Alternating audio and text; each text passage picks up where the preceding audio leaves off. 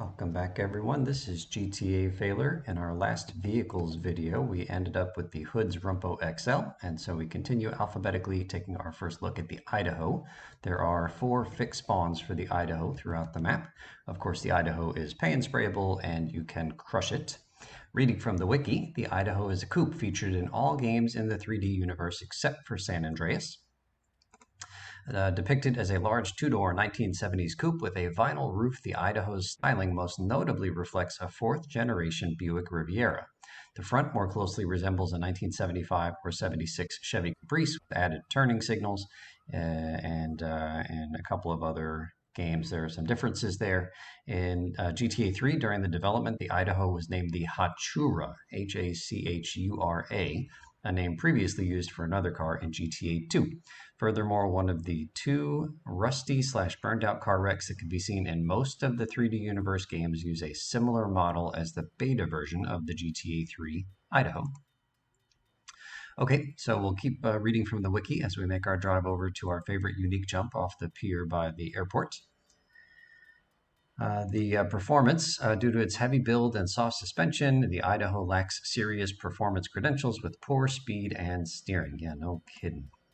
No kidding. Okay, prominent appearances in Mission. In the ending cutscene of Drive Misty for Me, and Idaho is seen inside Joey's garage. During Mike Lip's last lunch, Mike Forelli owns an Idaho that Claude must steal at Marco's Bistro, plant a bomb, return it, activate the bomb, and get out to see Mike and his car blowing up together. And of course, the Idaho is one of the vehicles required at the Shoreside Import-Export Garage.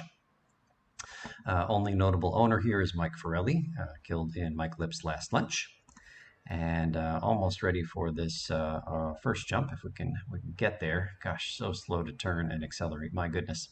The vehicle is named after the U.S. state of Idaho. It's one of 3 vehicles to be named after a U.S. state, others being the Washington and the Nevada.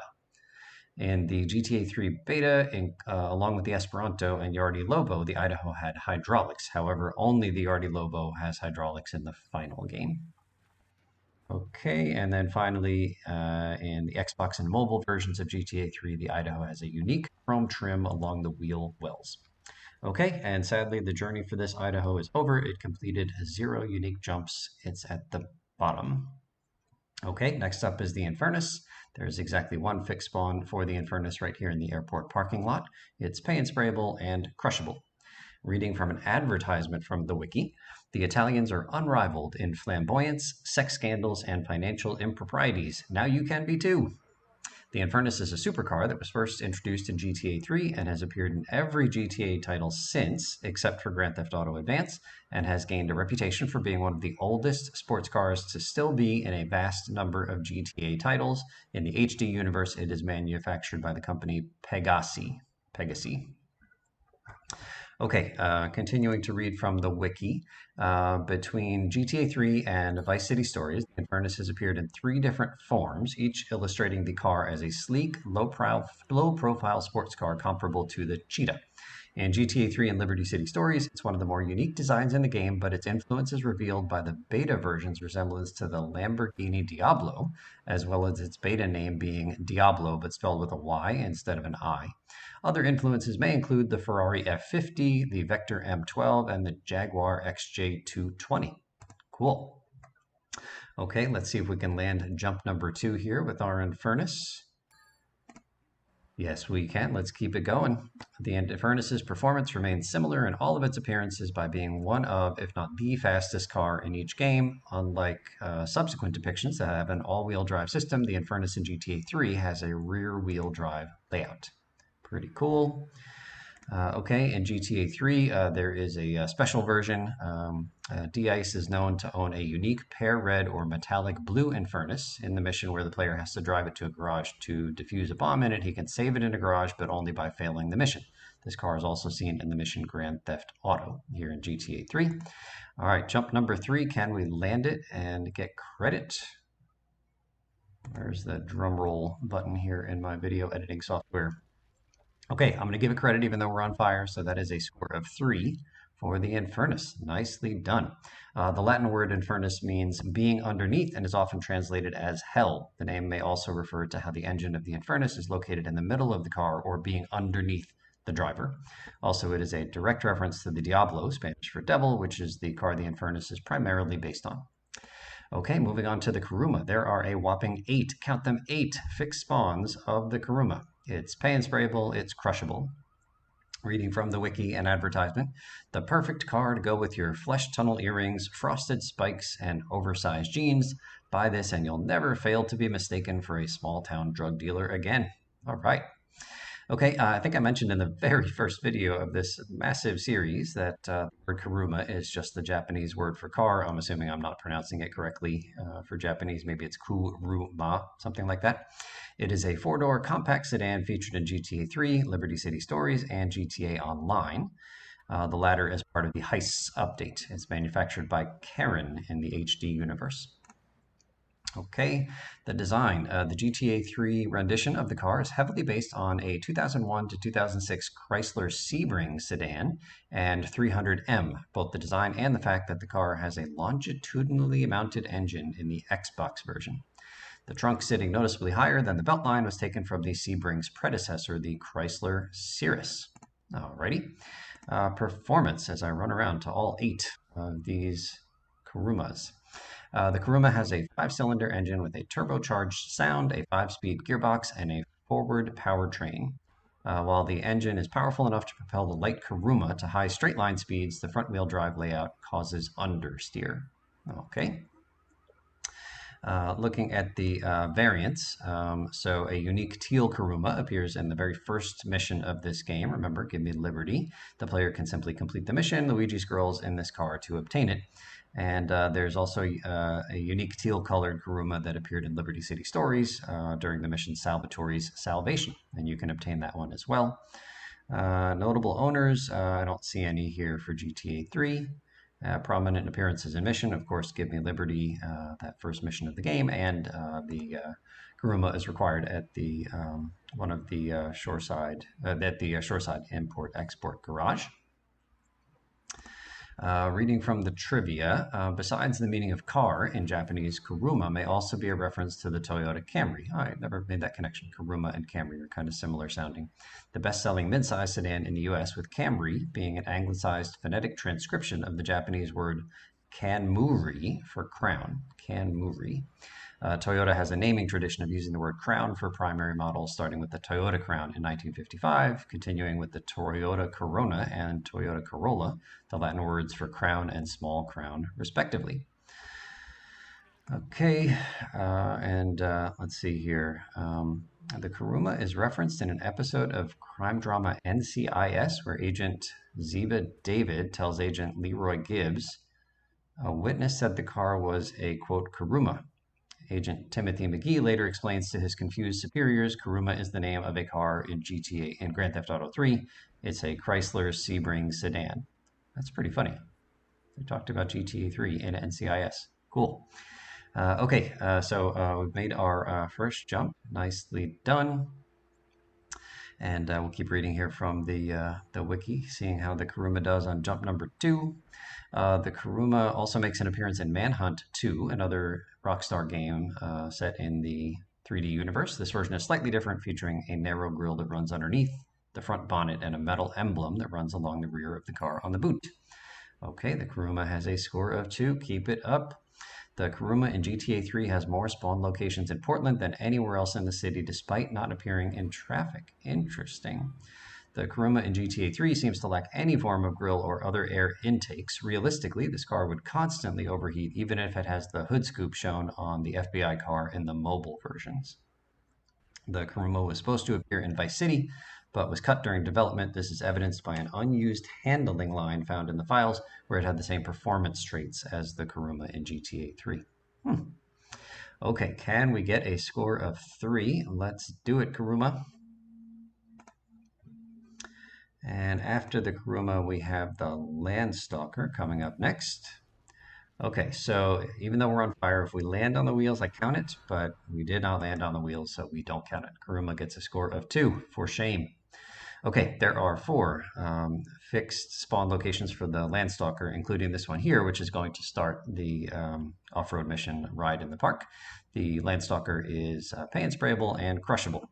From the wiki and an advertisement, the Dundreary Landstalker is a full-size luxury SUV driven by people you assume must be drug dealers or trophy wives because that's easier than dealing with the very real possibility that they might just be more attractive and successful than you are.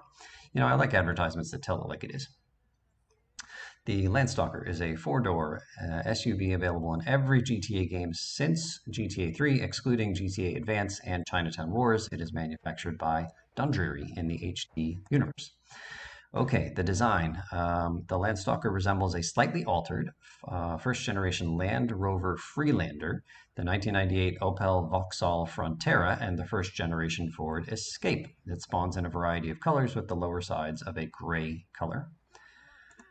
Okay, performance. Stinky is my unofficial interpretation of the performance. The Landstalker has a lightweight, a short wheelbase, high ground clearance, full-time four-wheel drive, great grip, making for what seems at first to be a good off-road vehicle. However, the car is anything but. Its performance almost ruined by monstrously stiff suspensions with little give, meaning instead of simply inducing body roll, turning causes the entire vehicle to tip over. Attempting to off-road with the vehicle can lead to nasty surprises, as hitting the slightest bump will often send the car into the air due to the stiff suspension being very bouncy. Yeah, I assume that the Rockstar programmers made it so that the Landstalker was so easy to roll because there was like a spat of famous rollover accidents in the U.S. in, I don't know, like the early 90s or something, with vehicles that look like this one. And here, the Landstalker doesn't even get off the ground. If I could give a negative score in terms of counting jumps, I would, but we're just going to call it a 0. Terrible, terrible performance, Landstalker. Landstalker is one of the import-export vehicles, and see if there's anything in trivia here. Talks about the Landstalker in some of the other games. Okay, so moving on to the Line Runner. It has 2 fixed spawns. It is pay and sprayable, and surprisingly also crushable. I thought that it would be too heavy to crush, but I took it over to the crusher, and the crusher said no problem. The Line Runner is a semi-truck featured in most 3D Universe games. It is designed as a typical American standard cab-styled semi-truck resembling a Kenworth W900L. Its name is most likely a parody of Freightliner. Again, it's the Line Runner. In GTA 3 and Liberty City Stories, the truck has a rectangular front bumper and a shorter pointed grille, while the hood/nose is slanted and pointed and the front fenders mount single rectangular headlights. The front of the cab features a single windshield, while the extended driver's cab quarter has various sections simulating compartments. Okay, and how about the performance here? It's what would be expected for a vehicle of its size and weight, slow to accelerate and hard to maneuver in tight spaces, but once it gets going, it has a decent top speed. Disappointingly, though, it is not quite as strong as its intimidating appearance and size would suggest, and it gets knocked around by other vehicles surprisingly easily.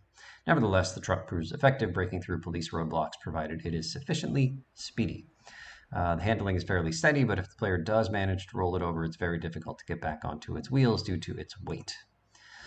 Okay, prominent appearances in missions. It is import-exportable in Portland, over in the garage. And in terms of trivia, the name Line Runner may refer to a person who snorts lines of cocaine. Oh, goodness. Did not make that connection. The Line Runner features single wheel on the rear axles as opposed to double wheels as seen on the Tanker and Road Train. I guess those are vehicles in different GTA games, which would usually make it incapable of holding heavy articulated loads. And this Line Runner is just being a bully. Look at what he's doing. He's causing these other vehicles to drive to their doom. Terrible, terrible. A Line Runner can be found in the Rockstar games Manhunt and Manhunt 2.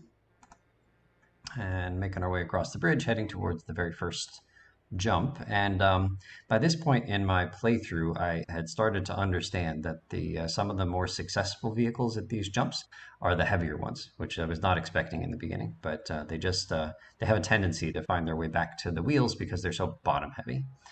And that really benefits them in my random contest here in this series of vehicle videos. So as long as we don't hit one of these wooden poles, then we should be okay.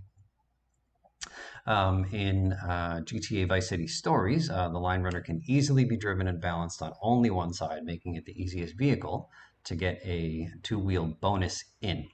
Okay, so the tanker and the road train are vehicles in San Andreas, and with the line runner, those vehicles can be connected to a trailer in order to haul cargo and is used in the trucking missions in San Andreas. Right. With the presence of two new semi-trucks in San Andreas, the line runner is also revealed to be the slowest and least powerful semi-truck of the three.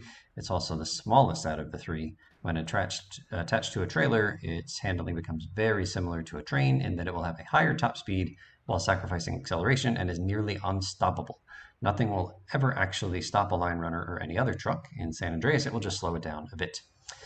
This line runner is powered by a large diesel engine, which is coupled to a 5-speed gearbox and powers the rear wheels. It uses a loud diesel engine sound shared with trucks such as the Packer, the Flatbed, and the Barracks OL in most games, while in San Andreas it is shared with the aforementioned semi-trucks. I guess that's the tanker and the road train.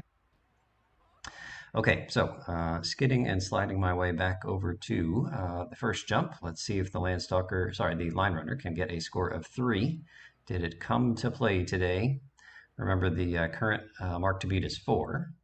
And so this, if we land this jump, this puts the line runner in a many-way tie for second place. A little bit short. Can we get back on the wheels? Oh, we're upside down. This doesn't look good, and we're on fire. But if we're on the wheels, we count it, and we do. Line runner with a score of 3. Good job. Okay, next up, Mafia Sentinel. So here we are in St. Mark's, looking at the first of 3 fixed spawn locations of the Mafia Sentinel. Reading from the wiki, the Leone Sentinel, formerly named Mafia Sentinel, is a gang vehicle used by the Leone family in GTA 3 and Liberty City stories. The Mafia Sentinel is evidently a 4-door resembling a real-life BMW E36-3 series, but this car was closely resembling a cross between the BMW E36 M3 and E34 M5, and the spoiler of a Mitsubishi Lancer Evolution 1 through 6, or a Diamante/Magna. The Mafia Sentinel is also related to the sporty Sentinel XS variants in later games.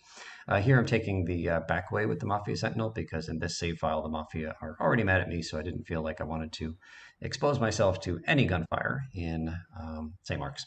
So just trying to drive and avoid St. Mark's as I make my way over to the wooden pier.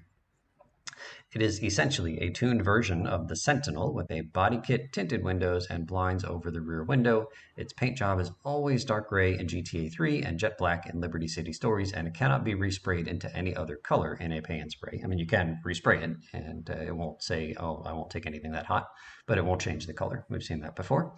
I don't know if I mentioned, but you can crush the Mafia Sentinel as well. In the strategy guide for GTA 3, pictures of a white Leone Sentinel can be seen. In the mission Give Me Liberty, the first mission, there's a blue blown-up Mafia Sentinel from the GTA 3 beta. The car also has a different horn than its stock counterpart, like the Mafia Sentinel has a different horn than the Sentinel. In GTA 3, the car is powered by a turbocharged V6 engine, while in Liberty City Stories, it has a supercharged V8 engine. Handling is slightly sharpened, while average speed is noticeably quicker over its stock counterpart. Prominent appearances in missions. In Drive Misty for Me, in the ending cutscene, a Mafia Sentinel is seen inside Joey's garage. In Cipriani's chauffeur, Tony Cipriani owns a Mafia Sentinel that he and Claude drive around during the mission. In Sayonara Salvatore, 2 parked in front of Luigi Sex Club 7 during this mission as a way of Salvatore Leone and his men leaving the club if Claude didn't kill Salvatore beforehand. I thought there were 3, right? I thought Salvatore would get into one of 3, like the middle of the 3 Mafia Sentinels. Here it says 2 parked in front of Luigi Sex Club 7. Yeah, I thought it was a collection of 3 that drive Salvatore if you haven't already shot him. Okay, Mafia Sentinel, if we get on the wheels, we're going to count this, and I'm counting it. This is controversial. It's not clear that we would have actually been able to save that on the wheels, but I'm going to call it 3. 3 for the Mafia Sentinel. Nice work. The final vehicle we're going to look at in this video is the Manana. There are exactly 2 fixed spawns of the Manana. The Manana is, of course, paint sprayable and crushable. Reading from the wiki, the Manana was originally a compact 2-door coupe/city car first introduced in GTA 3 and appears in every game since then. It is manufactured in Albany in the HD universe. I'm going to jump past the design and performance sections so we can read some of the other sections later in the wiki. Prominent appearances in missions. Dead skunk in the trunk. A unique gray manana with a dead body inside the trunk is found during the mission, and Claude has to steal and crush the car. During the mission Chaperone, the car is seen parked outside the warehouse in Atlantic Keys, where the party takes place. After the police raids, a mafia man flees with the car, and the manana is one of 16 vehicles required for the Shoreside Vale Import-Export Garage. Notable owners, Joey Leone owned a gray manana, as seen in Dead Skunk in the Trunk, and I think that's the only owner mentioned here for GTA 3. And then trivia, mañana is Spanish for morning, and tomorrow, possibly a reference to the car's markedly unimpressive speed and handling, i.e. you'll get there tomorrow. In GTA 3, the default radio station is Keja. It's strange that in GTA 3 the car looks old, but in Liberty City Stories it looks modern, despite Liberty City Stories happening 3 years prior to the time setting of GTA 3. This was probably an attempt to introduce a new model of the Manana following the trend of San Andreas, ignoring GTA 3's model. Okay, so the Manana got only one jump. Thank you so much for watching, and we'll see you real soon.